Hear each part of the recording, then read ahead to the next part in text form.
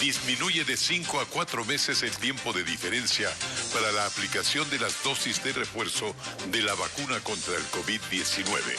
Ahora será a los 4 meses. La presidenta de la Asamblea, Guadalupe Llori, podría ser juzgada en rebeldía si hasta el sábado no presenta pruebas de descargo ante la comisión que la investiga. Fueron detenidos 3 sospechosos por la muerte de Don Nasa. Se les formula cargos por secuestro. La vía Cuenca-Molleturo será reabierta desde este lunes tras concluir los trabajos de estabilización debido a los continuos derrumbes.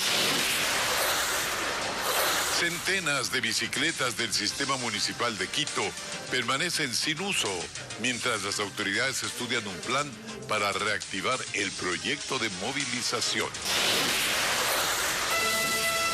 Las noticias en Televistazo con Alfonso Espinosa de los Monteros.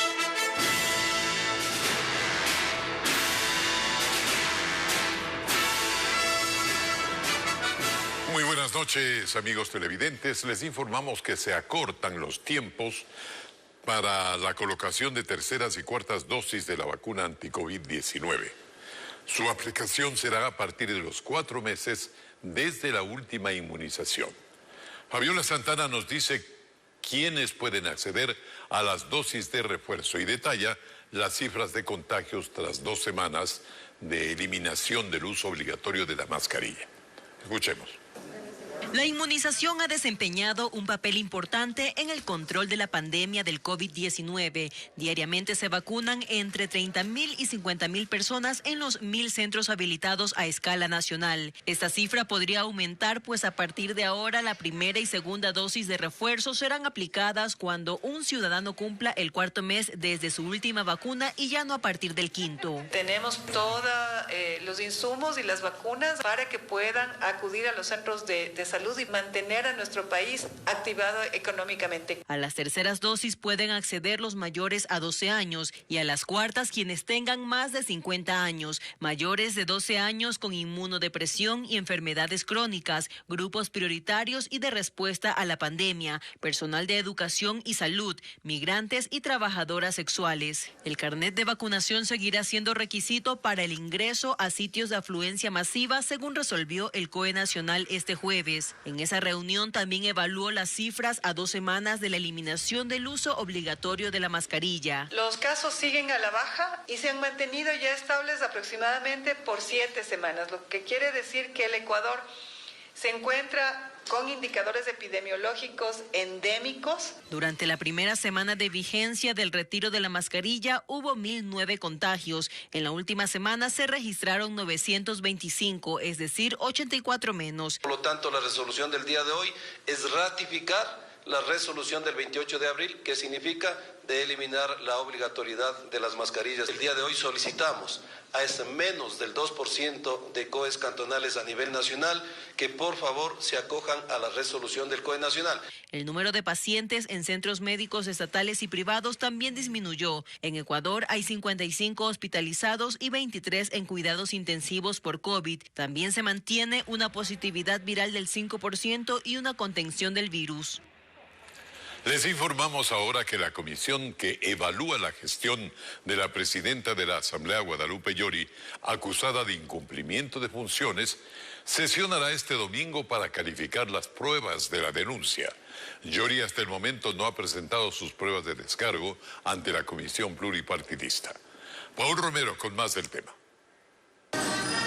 Este jueves se colocó una alfombra roja en la Asamblea Nacional para el ingreso de la presidenta Guadalupe Llori, entre otras autoridades, a la sesión solemne por el bicentenario de la batalla de Pichincha del 24 de mayo de 1822.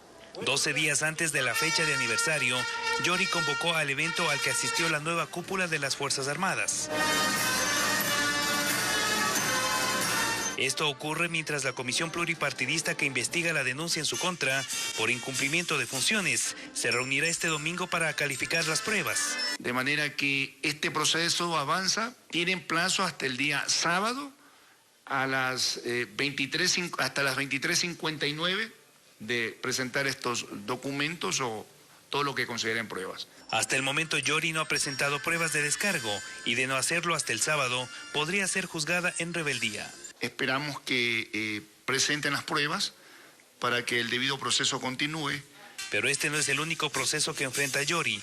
Este jueves se presentó una nueva denuncia en su contra por presunto tráfico de influencias en la provincia de Orellana. 23 nombramientos de personas, gobernador, intendente, comisarios, tenientes políticos, directores distritales, de los que conocemos y tenemos documentación. La presidenta Yori aprovechó la sesión por el bicentenario de la independencia para insistir que su eventual destitución sería parte de un plan de desestabilización. Intereses particulares quieran regresar al poder para apropiarse del Estado, oprimir al pueblo y llenarse nuevamente de los bolsillos de los dineros de nuestro pueblo ecuatoriano.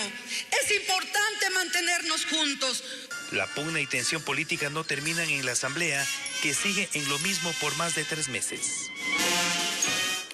Un juez de la Corte Nacional de Justicia solicitó al Pleno de la Asamblea Nacional la autorización para el enjuiciamiento de la vicepresidenta de la Comisión de Fiscalización, la legisladora Ana Belén Cordero. Un exgerente de la empresa pública Yachay demandó a Cordero por sus denuncias de irregularidades en este millonario proyecto del correísmo.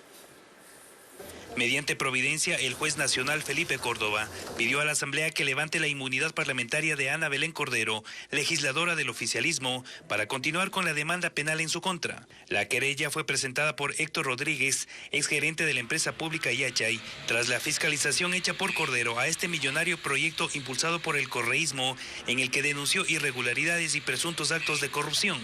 Le recuerdo, señor Rodríguez, que dentro de nuestro rol de fiscalización los asambleístas estamos protegidos de la inmunidad parlamentaria. Sin embargo, llevaré adelante este juicio hasta las últimas consecuencias porque le recuerdo que el gobierno de la persecución, el que usted representaba, ya se terminó. Varios asambleístas rechazaron el pedido del juez. Este es un desafío de la ignorancia judicial de este país. El presidente de la Asamblea Nacional ni siquiera le da paso a esto, le devuelve eso al juez con una copia clara de la Constitución. Según el artículo 128 de la Constitución, los legisladores durante el ejercicio de sus funciones no serán civil ni penalmente responsables por las opiniones que emitan ni por las decisiones que realicen en el ejercicio de sus funciones, dentro y fuera de la Asamblea. El juez de este país que no haya leído la Constitución de la República debe renunciar a su cargo. Pero existen legisladores que prefieren esperar, como el presidente de la Comisión de Garantías Constitucionales, aunque no tenía claro de dónde llegó la solicitud. ¿Cuál es el pedido exacto que hace la Corte Constitucional para que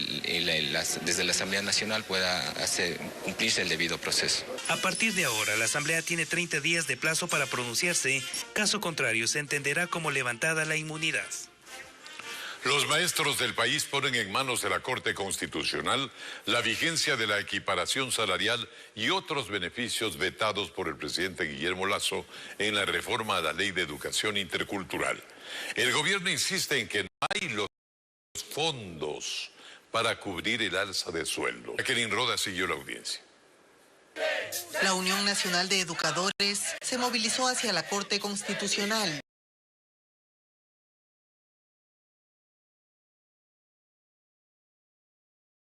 de emergencia total de la reforma a la Ley de Educación Intercultural y la equiparación de salarios. La norma, aprobada por la Asamblea Nacional, fue vetada en su totalidad por el presidente Guillermo Lasso. Este jueves, vía telemática, se realizó la audiencia para analizar el caso. El secretario jurídico de la Presidencia de la República y el abogado del IES insistieron en que el país no cuenta con ingresos permanentes para cubrir los nuevos beneficios y que tampoco cabe que solo los maestros se jubilen antes de tiempo. Que no existen los recursos, no se han contado con ese pronunciamiento favorable para poder asumir el incremento sustancial. Se ha recomendado evitar la fragmentación de la población para acceder a las jubilaciones y evitar la creación de regímenes especiales. Del otro lado, la Asamblea Nacional y los gremios de maestros señalan que ahora hay más ingresos tributarios y del petróleo. Vemos que los fondos sí hay, sí vimos nosotros también que hay las fuentes de las cuales se puede tener para este proceso, sin embargo vemos que no hay la voluntad de poder generar esta subsanación. Existen los recursos, dinero sí hay, el SRI nos indica que ha habido tenido una recaudación de 6.653 y con un excedente de 653 millones suficiente para educación. Ahora los jueces deberán determinar si el Legislativo y el Ejecutivo cumplieron con lo dispuesto en la sentencia de agosto pasado, cuando se les dispuso que justifiquen la sostenibilidad fiscal de los nuevos beneficios, y si estos son o no constitucionales. 2 de los detenidos por el asesinato de alias Don Nasa tienen antecedentes penales por robo y asociación ilícita.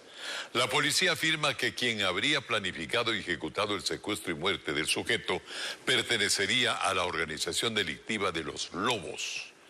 Fabiola Santana nos cuenta más.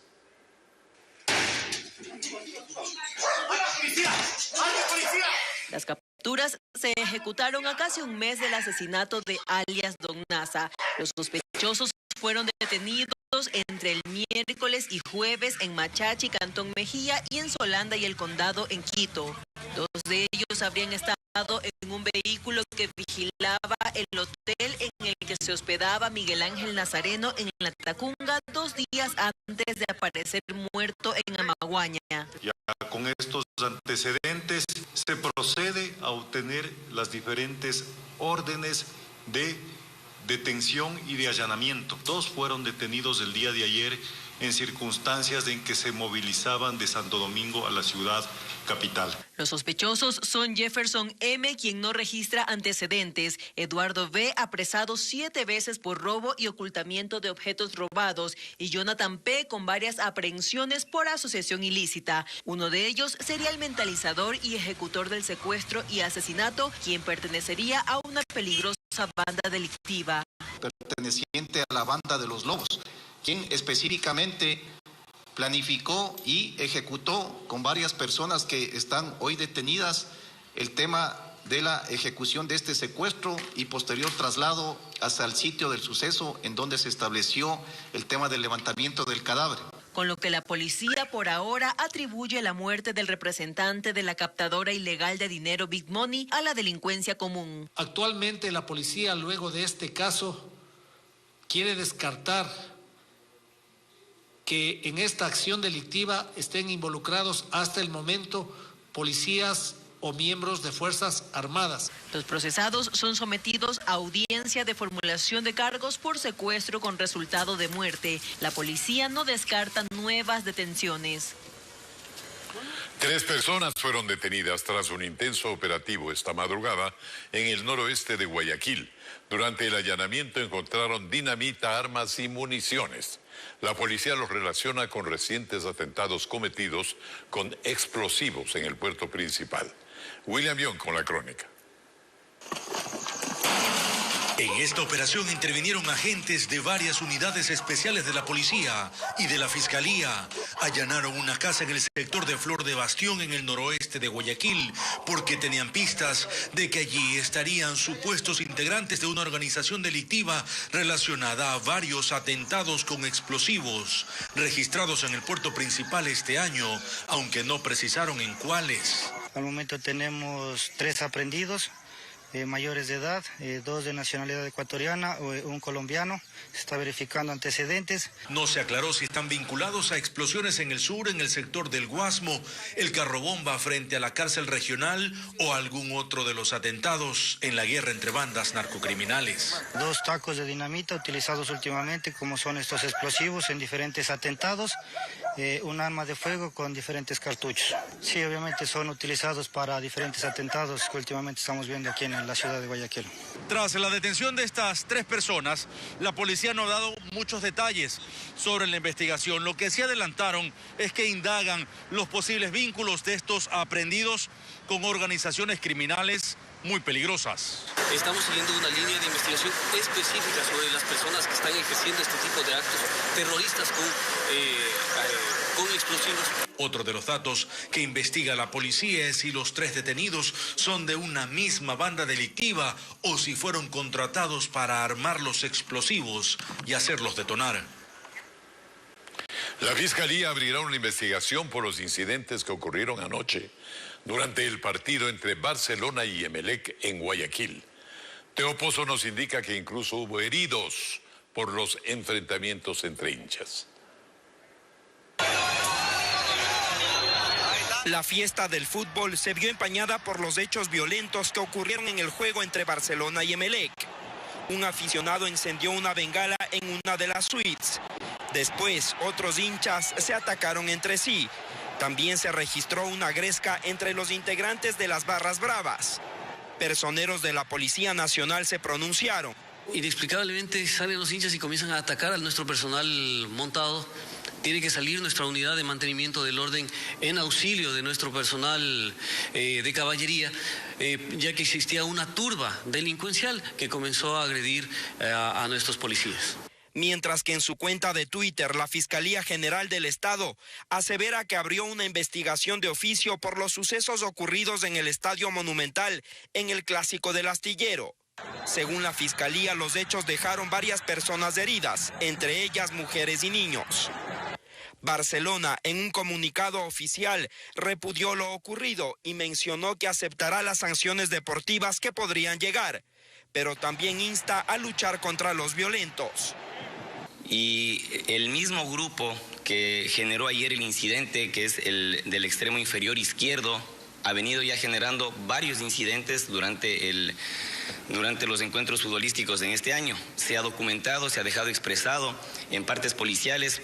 El Clásico del Astillero dejó una imagen lamentable para el país y para el mundo. Los dirigentes de la Liga Pro se reunirán en las próximas horas para analizar este caso.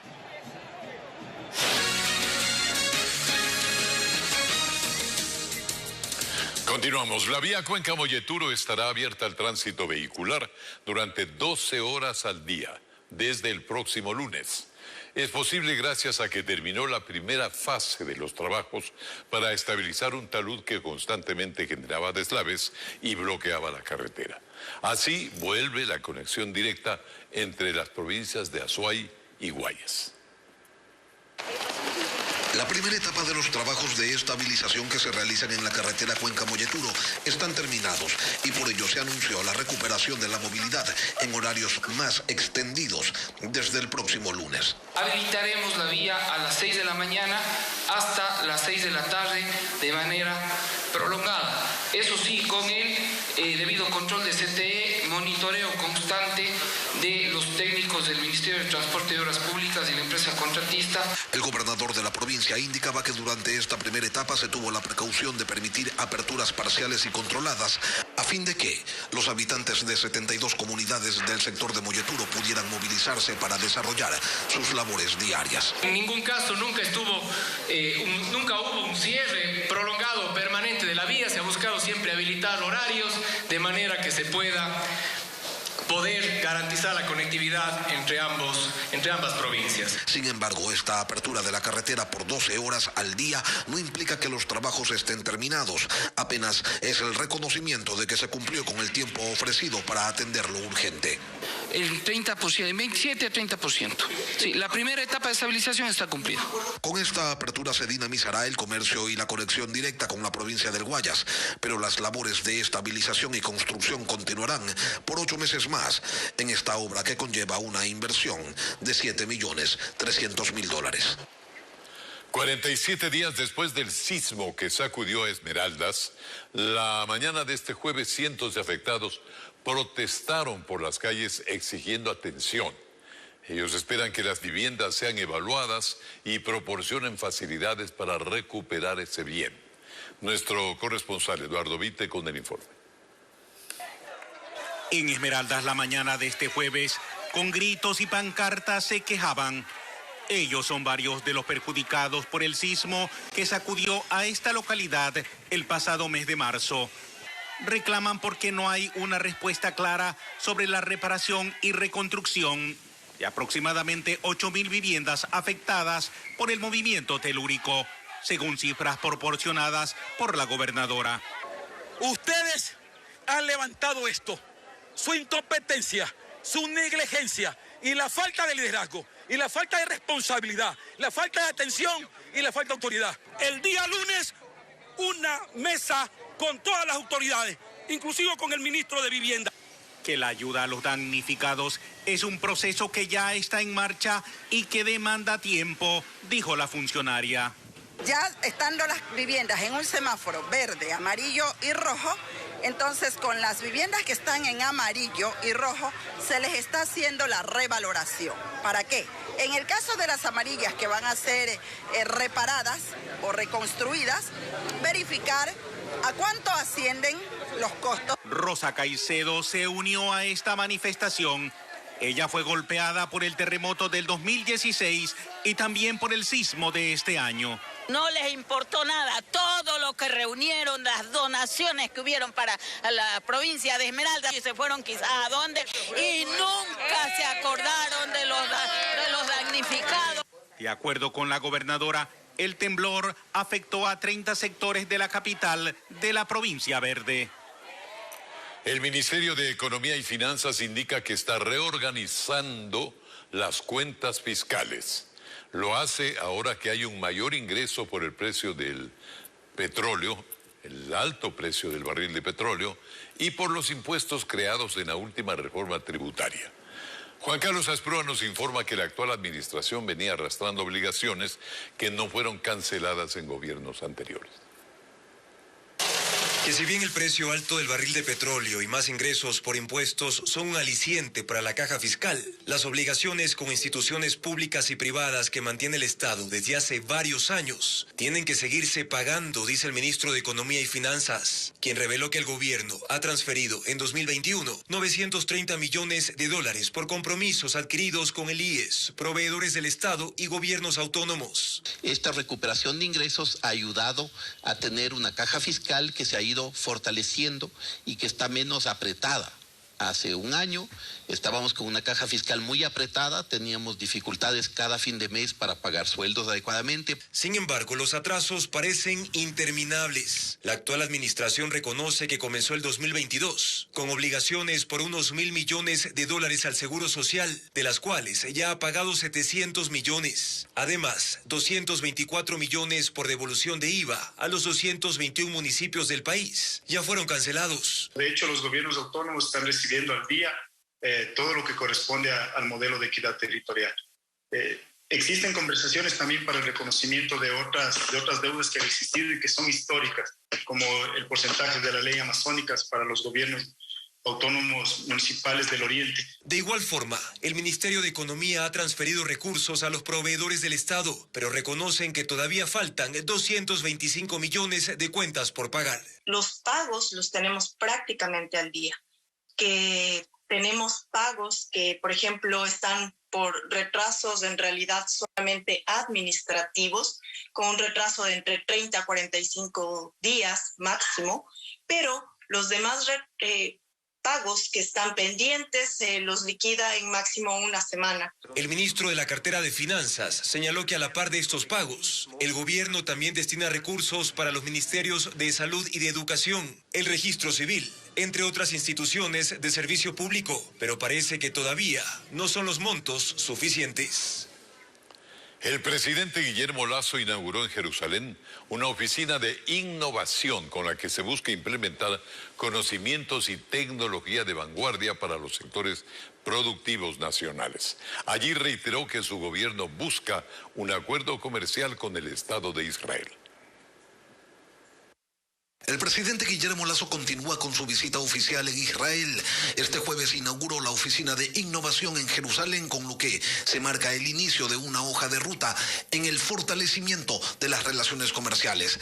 Lasso indicaba cuáles son los objetivos. La innovación es un tema de primera importancia para desarrollar y aumentar la producción, para impulsar las actividades industriales, para el desarrollo científico y académico y, por supuesto, con ello aumentar el empleo y los ingresos para millones de familias en el Ecuador. Israel es el país con el mayor número de patentes inscritas por año en el mundo, por lo que se entiende que es estratégico potenciar los nexos de Ecuador con este país. Tenemos 38 empresas exportadoras de productos ecuatorianos hacia Israel y 286 importadores de productos israelíes hacia el Ecuador. lo cual demuestra nuestra afinidad comercial. El ministro de Relaciones Exteriores de Israel comentaba cuál es la base conceptual que los ha llevado hacia el desarrollo económico. Y las dos palabras son chutzpah y tachles. Chutzpah significa atreverse, tomar riesgo, ser audaz. Tachles es ir al grano, implementar, definir, hacer, concretar. En entrevista con la cadena internacional CNN, el presidente de la República se refirió a la crisis carcelaria que se vive en el país. Y es lamentable que el Estado en los últimos 15 años haya cedido el control de las cárceles a estas bandas criminales. El desafío que yo tengo por delante es muy grande. Recuperar la soberanía del Estado en las cárceles, poner orden y llevar adelante un sistema de rehabilitación social que respete una línea de derechos humanos. Por eso, los temas de seguridad han ocupado un papel preponderante durante su visita a territorio israelí. Aún es incierta la reactivación del sistema de bicicleta pública, que funcionó durante una década en Quito, pero que ahora está paralizado desde el inicio de la pandemia. Las autoridades aseguran que se buscan estrategias para que vuelva a funcionar este proyecto, mientras cientos de bicicletas se deterioran en una bodega. Carla Delgado estuvo allí y nos ha preparado un reporte. Es un galpón del norte de la capital. Aquí reposan centenares de bicicletas que alguna vez fueron el transporte alternativo de millones de usuarios en Quito. Pertenecen al sistema público conocido como Bicicu, proyecto que se convirtió en el primero de este tipo en el país y que funcionó durante 10 años. Es evidente el deterioro de la mayoría de ellas. El paso del tiempo, la falta de uso, pero sobre todo el abandono, las convierten poco a poco en fierros que se oxidan. Aquí solo 35 bicicletas permanecen operativas. El proyecto fue impulsado por el exalcalde Augusto Barrera y costó más de $1 millón. El sistema dejó de funcionar el 16 de marzo de 2020 por la pandemia. Este proyecto buscaba impulsar el uso de vehículos no motorizados como medio sustentable de transporte. Y prácticamente un año y un año poquito, digamos, usted sabe, yo terminé mi gestión los primeros meses del 2014, llegamos a tener carnetizados cerca de 20,000 personas. Muy interesante, cerca de 20,000 personas carnetizadas, de las cuales teníamos ya como usuarios permanentes casi la totalidad. Pero el sistema de transporte que había sido exitoso empezó a tener problemas atribuidos sobre todo a la mala gestión en el periodo de Mauricio Rodas. Incluso un informe de Contraloría reciente determinó que se detectaron irregularidades en la compra de 300 bicicletas eléctricas en 2015, las cuales también aguardan en esta bodega. Por ahora es la Agencia Metropolitana de Tránsito la encargada de su custodia. Fueron transferidas desde el 2017 317 bicicletas convencionales o las que son manuales y 296 bicicletas eléctricas. Pero hoy no existe una fecha de reinicio del programa, aunque según la Secretaría de Movilidad ya hay un plan para retomarlo. Nosotros tenemos un plan a corto plazo para reactivar los bienes con los que cuenta el sistema actualmente, para implementar un sistema completamente automatizado, con un modelo de gestión que funcione. Al momento se encuentran en estudio los montos que se requiere para rehabilitar las bicicletas y las rutas que también sufren deterioro. Lo cierto es que por ahora seguirán aguardando, hasta que nuevamente les den el impulso para rodar. Las noticias. Encuentran miles de dosis de droga en un inmueble que, según la policía, era la casa parroquial de una capilla en el sur de Guayaquil. El alcaloide estaba listo para ser vendido en las redes del microtráfico en esta zona de la ciudad, como nos informa William Young. A los habitantes del barrio Cuba en el sur de Guayaquil les llamó la atención ver a patrulleros, agentes y fiscales rodeando esta capilla. No iban a misa, sino a un allanamiento. Según la policía, esta casa parroquial era un centro de distribución de droga al menudeo. En la casa parroquial de la iglesia Rectoral Santiago Apóstol. Cuando ingresaron encontraron altares, santos, imágenes, vestimentas que se usan en ceremonias religiosas. pero además 3.000 dosis de droga listas para comercializarse en las calles. E inclusive encontramos una balanza para justamente hacer la división de la sustancia por dosis. Realizaremos las entrevistas, versiones con Fiscalía para identificar si es que existe alguna persona relacionada al tema religioso involucrado en este evento. En el momento del operativo no había nadie dentro. La Fiscalía inició una investigación para determinar quién estaba a cargo del inmueble y quiénes la utilizaban para este negocio ilícito. Pero por el momento no hay detenidos ni nada de personas de esa naturaleza. Desde la Arquidiócesis de Guayaquil nos indicaron que están analizando este caso para saber si existe participación de los encargados de esta capilla. Los hechos violentos no dejan de reportarse en Guayaquil. Esta tarde los moradores de Sociovivienda se alarmaron por el hallazgo de unos restos humanos incinerados, mientras que paralelamente se reportó otra muerte a manos de sicarios en el Guasmo. Nos informa María Gabriela Castro. En la entrada a Sociovivienda noroeste de Guayaquil, unos restos humanos incinerados fueron hallados la tarde de este jueves. Según la Unidad de Muertes Violentas, las osamentas tienen un tiempo de 4 a 7 días. Entonces, en este momento está en un proceso de identificación con el experto para tratar de identificar la data de muerte, el sexo y características propias de la osamenta para tratar de buscar la identidad propia. También, la tarde de este jueves, se reportó otro hecho violento en el puerto principal. Un hombre fue asesinado con varios tiros en la cooperativa Proletarios con Tierra en el Guasmo Sur. Según la versión de los moradores, 2 tipos en moto siguieron a su víctima hasta matarla. Buena iniciativa y también alta creatividad. Usar los desechos prácticamente para convertirlos en algo útil. Hay que imitar. Nos estamos despidiendo, amigos televidentes, y les agradecemos por la compañía. Ya saben ustedes que mañana desde las 6:55 volvemos a informar las noticias aquí en Ecuavisa, en Televistazo. Nos veremos. Hasta luego.